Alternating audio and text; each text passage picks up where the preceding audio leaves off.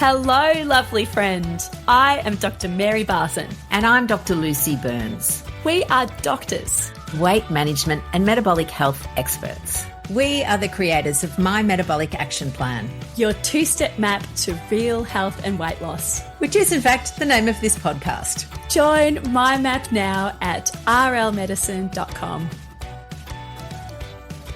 Good morning, my beautiful friend. It is Dr. Lucy here. I'm without Dr. Mary today, but I have a fabulous guest. You know, from time to time we have guests on the show and it's always a pleasure because they bring a whole fresh perspective. And, you know, really that's what the health journey is all about, injecting fresh ideas and keeping things moving. So I have the pleasure of chatting today with Katherine Tsebelis. Now, Kath's a physio, and not only is she a physio, she's like a uber physio, if you can have one of those. She's worked in the cardiothoracic department at the Alfred in former life. She's the director of Physio Moves. She's got a Pilates studio. And like many of us entering the whole midlife phase, she's now a women's midlife expert as well. She's qualified in hormone health, nutrition, yoga, Pilates, and she integrates all of this into her practice and helps women navigating the perimenopause and menopause space. And she's got this incredible masterclass. I love it because it really just tickled my fancy. It's called Vibrant Femmes. And we were just having a joke about the sister and the son. So if you're of an ilk where you understand the Vibrant Femmes joke, then you'll be absolutely loving today's little chat that we're having. Kath, welcome to the Real Health and Weight Loss podcast. Thank you. Thanks, Dr. Lucy. Right. So you're a physio based in Melbourne and you've had your own little, you know, well, not even little, you actually had quite a significant sort of event, but have sort of pivoted into the menopause space, as many of us have, because it impacted us personally. So I'd love for you to share what happened to you. Yeah, thank you. I've had a practice for 21 years. And I'm really fortunate and probably like yourself, where you have the same patients and clients that, you know, follow you around.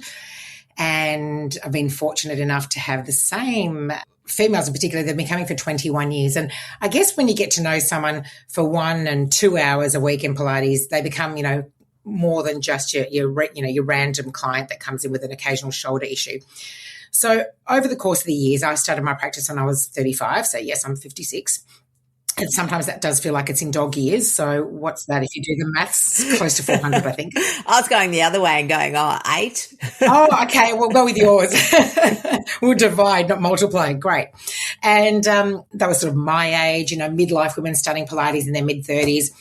And then about 5 years ago, well, between 10 and 5 years ago, working backwards, they started to sort of develop different kind of issues, like these random shoulder issues and these random hip issues. And of course, I'd wear my standard physio clinician hat and say, well, did you lift something, you know, with a shoulder? Did you pull on something? Did the dog yank your arm? And, you know, did you hurt yourself somehow? Did you fall onto it? No. Same with the hip, you know, did you stand weirdly? Did you wear high heels? Did you know, extra stairs, extra this, that? And nothing was really adding up with the standard, I guess, assessment questions. And therefore, where do you go with treatment? You kind of perform the same treatment, but you haven't really got the same objective measures per se. And so I thought, I must be missing something. What am I missing? You know, why are these women coming up? And some of them would just be like, I've got random aches and pains. You know, everything hurts. I don't know why it hurts. I haven't done anything different. That's why I then trained in nutrition. And I've done 2 big nutrition courses. One was just an integrative nutrition where it sort of takes in everything. But then I did one specifically for chronic pain, which was a lot of biochemistry. And I'm like, oh, my goodness, my head too old for this, you know, cellular physiology. And then I went, was it a metabolic thing? You know, is it magnesium? Is it, you know, calcium? More like, you know, so we'd go down that path as well because I thought, well, I'm missing something. And then I guess probably about 5 years ago, I guess lockdown, you know, was quite a significant event in Victoria. And it gave me a lot of time to research this because I thought I'm missing something. And maybe I need to do much more continuing education than I have been. So I signed up for all the shoulder courses, you know, nationally and international experts in their field, the hip courses, feet courses with podiatrists and biomechanic experts and things like that. And I guess the good news was for me that I thought, well, I'm not missing anything. Well, so that's good. But what is it? And of course, at the same time, I was going through perimenopause and I thought, oh, what's going on with my body? Let me research this. And I guess putting the two together, well, the hormone experts kind of said you can get musculoskeletal events. I went, oh my gosh, that's the missing link. The musculoskeletal people didn't put it together. And I thought, I think this is it. So, of course, then, going down that rabbit hole, really joined the dots where hormone changes, fluctuations, and I guess eventually decline really explained these pathologies that I was seeing that weren't making sense in any other way. So that was it in a nutshell, yeah. Yeah, brilliant. And look, I feel exactly the same. I remember seeing women in general practice and lots of women with, buttock pain and glute tendinopathy, and I'm getting ultrasounds, and yes, they've got, inflammation and gluteus medius tendons and whatnot. And I'm sending them off to all sorts of people, and it never occurred to me, as it wouldn't have occurred to many people back then because we weren't talking about hormones. But when I first heard it, I'm still thinking, what? You're telling me that plantar fasciitis, which, if you've ever had it, it's a really painful condition in your foot, has got anything to do with menopause. How can this be so? So, yeah. So I guess I'd love to know what you discovered and how it's changed your practice. Yeah. So then going, well, I don't think it's just going to be a steroid injection. And really, we used to say, it's hip bursitis, where in fact, less than 10% of cases are actually bursitis. It's what we call now greater trochanteric pain syndrome. A mouthful. But it's that tendinopathy, and that's that lateral hip pain that you really can specifically put your finger on, can't lie on. Or if you lie on the other side, the leg dropping over makes things worse. So it's really quite problematic because you can't lie on that side, and lying on the other side gives you just as much pain as well. So it's working out how to offload the tendon. We know we can't really change as a clinician, or as my kind of a clinician, I can't really change what's happening at the tendon, but I can certainly try and offload the tendon. So looking at ways we can offload the tendon and create more strength in the muscle that's attached to that tendon. And getting to women to understand that it's not anything they're doing wrong. It's not because they're crossing their legs or hanging on one hip, which really they shouldn't be doing anyway, but that's not the cause of it. It really getting women to understand that you've got these really densely innervated muscles, densely rich with receptors, hormone receptors, and particularly estrogen. And as it declines, it will create the fraying of that tendon. The tendon's not as resilient anymore. And the musculature, because, of course, they're getting tired, they're not exercising as much, they're having poor sleep, so they're not going to go out and pump, 50 squats first thing in the morning and reach for a kale smoothie. They want to sleep in, they're tired, they're grumpy, they're in pain. They don't know what to do because everything hurts. So how are they going to go to a gym? How are they going to go to Pilates or exercise when everything hurts and anything they do makes it worse?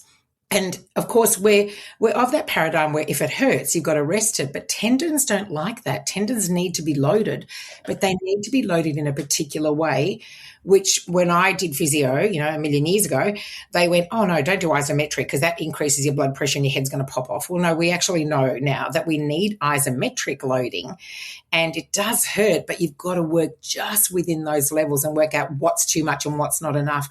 So it's a real creating a paradigm shift of you're not doing anything wrong. It is a hormone issue. And, of course, we discuss that if you're an appropriate candidate for HRT, please speak to your doctor because it can make a difference. The appropriate strength training, positions to avoid, positions to go for, and just really understanding that there's nothing that they're doing wrong, and this will probably come on and off. And the one thing we talk about in my practice is all the time, like, gosh, my tennis elbow's gone on that side. Now it's just started randomly on the other side, and then that gets better. And where we would say once upon a time, give your tendons between 9 and 12 months to heal, you have to almost double that when we're talking about perimenopause and menopause. So it's almost a 2-year event, which is devastating when you've got this arm that you can't hold your phone in or do anything with, and you're saying give it up to 2 years. And, the icing and the steroid injections may or may not help. It's really, we've really just got to load it, and it's got to be done specifically in this certain way. When you mentioned isometric loading, what does that mean? So it could even mean something like, a lot of tennis elbow. So you would pretend that's your desk, where I just give something really simple and doable, where you just put the hand under there and you push up. I'm pushing up against this hand, but of course I've got the firm, unwielding and ungiving surface of the table, and you're just generating force. So there's no distinct movement in particular direction. Isometric means equal force. So, you might even use your hand there, if you don't have a desk. But women that have a desk job, I just go stick your hands underneath and just push up against the desk, generate some tension, sort of, 50% of what you can tolerate, and do 3 or 4 rounds of that for 30 seconds. Oh, yeah, great. And it feels awful at the time, and you just think, oh my gosh, this can't be doing me any good. But you're just strengthening that tendon, because they like to be strengthened in that fashion. And then you start working through range with like a 1 kilo weight or a drink bottle or something like that. Yeah, so really small, controlled movements. Absolutely. And they don't feel like they do much. But I guess at this time of your life, when you really don't feel like doing much anyway, it's kind of, manageable. Oh, absolutely. We love talking about the power of small steps and small actions, because, everybody thinks they need to do some major overhaul of their life, but it's actually the small things that can make a big difference. Of course, absolutely. And it's never too late to start strength training. I get women to start with, 20 squats, and that's it. Yeah. Squat till I say, while the shower's warming up, so stand there waiting while it's warming up, and you could pump out 20 squats. And squats are the most functional exercise you can do. We want to be getting on and off toilet seats and chairs and couches, for all our days. So easy to do that. Yeah, absolutely. And I think we can talk a little bit about, the exercise snacks. And I had the pleasure of watching you perform on stage at the Healthy Hormones Conference not that long ago, where you had the whole room up and moving in between speakers, which was fabulous.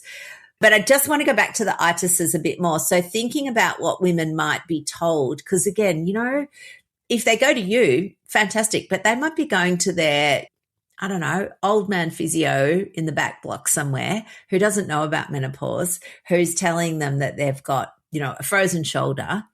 And then they're sort of thinking, oh, God. So they get sort of schlepped off to the orthopedic surgeon who wants to do a hydrodilatation or whatever it might be. What sort of things would you tell your ladies to do? It's a real balance of how irritable is that situation. Can we get a little bit of movement in there? I've got women that can't lift overhead, but gosh, they can certainly lift to that range there. They can get from 0 to 90 degrees, let's say. They can lift to here. So maybe it's nothing above the shoulder level, but let's keep that shoulder moving and doing what we can down here. So it's not about stopping. It's about changing things around. And, they can still do Pilates. And for example, the ones that have got tendonitis can't hold the straps, but we then put the loops around the arms. So you can then do that versus pulling with your strap. And same with the shoulder. We can, loop things. I've got things where we loop, they look like braces, like TheraBands, long elastic ones. You stand on them with your feet, and then you can just do shrugs. And a shrug is really helpful in restoring that upward movement of the arm. So until that arm slowly comes around, we can do little things to facilitate the movements that lead into it. So they can do shrugs, they can do forward, they can do back, which helps with shoulder pathology. And they can even do frozen shoulders. This sounds really strange. And I did say it to someone this morning who's looking at having a whole shoulder replacement, mind you. So that's a big deal. It's extraordinary that you can actually do like a plank, even on your hands and knees, right? And that doesn't really hurt shoulders. And because it's in that range that's under this range here, they can actually weight bear, which is crazy. Like it's, and I said to her, it's strange, isn't it, that you've got a really sore shoulder, you can't brush your hair, but you can actually hold your own body weight in a plank, and which is great because then we know we get bone density through the wrist as well. And I'm very big on doing jumps every day for women as well. Yeah, so just doing little movements. It doesn't mean a frozen shoulder means that your life has to freeze on that side. It's about working within your range of movements, pushing it to the edges a little bit, and then working out, was that too much? Did it hurt at the time? For sure. But then did it set you backwards? No, it didn't. So we can work to at least that level and maybe edge it up a little bit every week. Yeah, perfect. Now, do you have any tricks? Because I know that, in the past, if I've been given exercises or something to do from the physio, I go, yeah. And then I forget to do them or don't do them or never do them. And I just kind of go back and I go, oh, no, sorry, I didn't do them. I have to sort of fess up. What strategies do you have for women to perhaps remind them or for them to think about doing the exercises between sessions? Yeah. So we're all very busy, absolutely. And I do like to do a habits, so exercise snacks, like you said earlier, and habit stacking is really good. So I've got a few things. So like I said earlier, squat till it's hot. So you can do that one there. So can you just explain that one again? Sorry. So you're standing, you're waiting for your shower to warm up, and you're standing outside your shower. Instead of just standing around or scrolling or thinking about something, you just squat. And you could probably get 20 squats in while your shower's warming up. So there you go, 20 squats done in the day at least, And it's really nice to have regular cues. For example, you might go, I have 2 cups of tea in the day. Well, while that kettle's boiling, let's get you to jump. If you've got a pelvic floor that can't withstand jumping, or you've got osteoporosis, or you can't jump, we can start with a lower level. I do a lot of this stuff on social media. So, there's levels for everybody. You can do what's called a heel slam, where you literally just lift your heels up and down. I had someone this morning with a stress fracture, and he was jumping on his right leg, but his left foot is still recovering from a stress fracture. So we had him doing just very gentle slams to his heels on the left, so we can stimulate that bone. Because we know now that walking is not enough. Walking is 1.5 times your body weight. Even running is not enough. That's only 2.5 times your body weight. We need to get to 4.2 times. So what's really extraordinary and devastating for these women that have been runners and gym goers all their life, and then they get a DEXA scan, because I kind of nag at them, and they come back and they're devastated, because they've got low bone density. So, your kettle boiling might be your jump cue. And you just say to yourself, right, well, that's just what I'm going to do. I'm only going to do it once in the day if I have 1 cup of tea. I'm going to squat while it's hot, while the shower's warming up. While you're brushing your teeth, you do your single leg balance. I call it balance brushing. So you're standing on one leg, you can hold the basin with your other hand, and you can do your balance brushing, working with eyes open and then progressing with eyes closed. Yeah, great. And there's your 5 minutes where you've done your squats. You've done your strength training, you've done your balance you've done your balance training so you don't fall over in the first place. And if you don't fall over, you don't break your bones, and you've done a bit of bone density work as well. Yeah, perfect. Yeah, I think that's so important. And as you said, tying it all up with, the nutrition bow of making sure you're getting enough protein and enough calcium in your diet is really the key for all of this. Of course, yeah, vitamin D, calcium, absolutely. Yeah. Yeah, absolutely. I love it. So, Kath, what I'm hearing from you then is that, the itises and that would be things like plantar fasciitis, the glute tendonitis, frozen shoulders, all of those things that seem to just people have put down to maybe getting older is often a menopausal transition symptom related to estrogen fluctuations. So it's important if women can talk to their doctors or find somebody who can help them discuss whether HRT is appropriate for them, that they get onto that. And it's good for bones, just plugging that in there too. And then if they've got an injury or an itis, that you don't just sort of do nothing waiting for that to heal, that you do something, but it's done small controlled movements under the supervision of a physio. And then if you've got no specific injuries, we're still needing to move the muscles, move the bones, bash the bones, as Vonda says, to create that little bit of, stress. It's interesting, isn't it? There's a little bit of stress is good. Yeah. Adaptive stress is called. Yeah. Hormesis is our fancy word for it. Hormetic stress is good, but too much is bad. That's how you end up with the stress fracture like your bloke that you were saying did. Absolutely. Yeah. Yeah, perfect. Good. All right. So if people want to follow you, because you do have an active social media presence and you're very enthusiastic, and not just enthusiastic, you're out there doing it. You're demonstrating some of the things that you're recommending so people can actually clap eyes on you and go, oh, that's what she's talking about. Good. Where do they follow you? So it's Katherine Tsebelis Physio is my Instagram page, and I do give info on my website as well, which is just kathtsebelis.com. There's a workbook on there for the musculoskeletal syndrome of menopause, which explains all these things. And I give lots of information out and little YouTube clips and things like that on, plantar fasciopathy. I mean, I've had a fractured spine. I've had a fractured wrist twice. I've had hip replacements and 8 hip surgeries. So I do practice what I preach, and I really give as minimal as possible because I know how busy we all are. So yeah, happy to provide any information that will help and spread the word.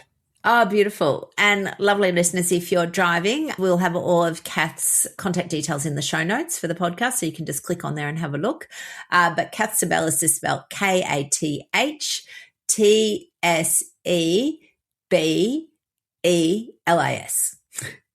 So Tsebelis with a sort of silent T, I suppose, isn't it, really? It's kind of a silent T, yeah. It's a Greek surname, so you're never going to get your tongue around. Yeah. So that sounds great. And as I said, super enthusiastic. But what I love, Kath, is that you're right. You know, you're walking the walk here, like literally walking the walk. You've had various musculoskeletal issues yourself, and being able to work through those, recover, and keep yourself strong, fit and healthy. I love it. It's a constant process for all of us, Lucy. I think it's really important to know that we're all in this together.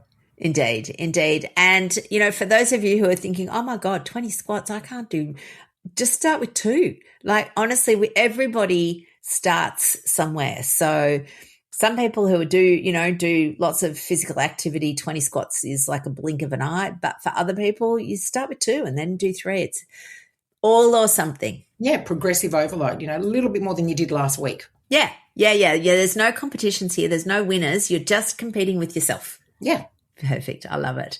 Kath, thanks so much for being on the podcast. It has been wonderful. I think the more we talk about menopause, the more we recognize that there are lots of symptoms out there that, health professionals, whether you're a doctor, a physio, anybody, and let alone a layperson, had no idea these were related to our declining hormones. Absolutely. Thank you for having me. It's been great. Oh, you're welcome.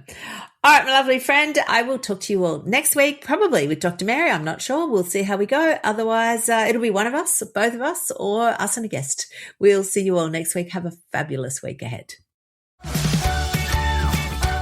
The information shared on the Real Health and Weight Loss podcast, including show notes and links, provides general information only. It is not a substitute, nor is it intended to provide individualized medical advice, diagnosis, or treatment, nor can it be construed as such. Please consult your doctor for any medical concerns.